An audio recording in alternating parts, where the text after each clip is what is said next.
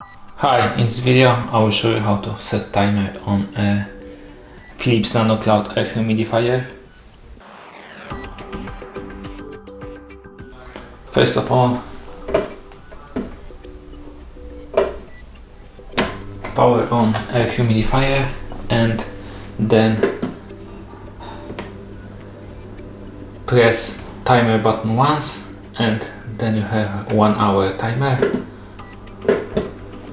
You can press twice and you have 4 hours, and press 3 times to have 8 hours of running time of Philips NanoCloud Air Humidifier. Thank you for watching. If you like this video, subscribe to our channel and give us a like.